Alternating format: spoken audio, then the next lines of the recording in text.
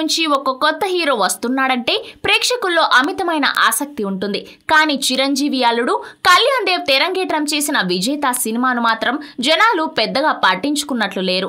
ఈ చిత్రానికి minimum bus కూడా లేకపోయింది. అందుకు తగ్గట్లే ఓపెనింగ్స్ కూడా చాలా పూర్గా ఉన్నాయి.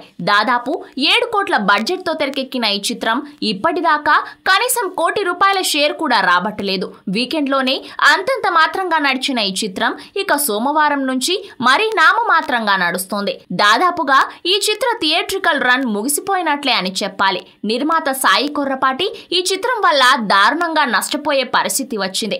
ఇప్పటికే ఆయన చాలా ఎదురు దెబ్బలు తిన్నారు. ఇది వాటికి మించింది. ఈ పరిస్థితుల్లో సాయిని ఆదుకోవడానికి చిరు కుటుంబం ముందుకొస్తుందా రాదా అన్నది చర్చనీయాంశం అవుతోంది.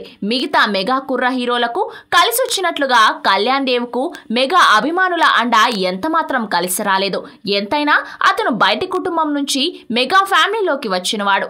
దీంతో మెగా అభిమానులు అతన్ని ఓన్ చేసుకున్నట్లే కనిపిస్తుంది. దీని ఓపెనింగ్స్ బట్టి చూస్తుంటే కళ్యాణ్ కోసం తమ వంతుగా చిరంజీవి, రామ్ చరణ్, అల్లు అర్జున్ సినిమాను ప్రమోట్ చేశారు. కానీ అది ఎంత మాత్రం ఉపయోగపడలేదు. నిజానికి చిరు ఫ్యామిలీ నుంచే సాయికి ఈ సినిమా నిర్మించడానికి ప్రపోజల్ వెళ్ళినట్లు చెబుతున్నారు. ఏమైనా తేడా వచ్చినా ఆదుకుంటారన్న భరోసాతోనే ఆయన ఈ చిత్రాన్ని రాజీ లేకుండా నిర్మించారట. ఇప్పుడు ఆయన నిండా మునిగిపోతున్న నేపథ్యంలో మెగా ఫ్యామిలీ ఆదుకునే ప్రయత్నం చేయాల్సిందే. కళ్యాణ్ సొంతంగా అయినా సాయికి నష్టాలు భర్తీ చేయక తప్పదు. ఆ విషయంలో చర్చలు నడుస్తున్నట్లు గుసగుసలు వినిపిస్తున్నాయి.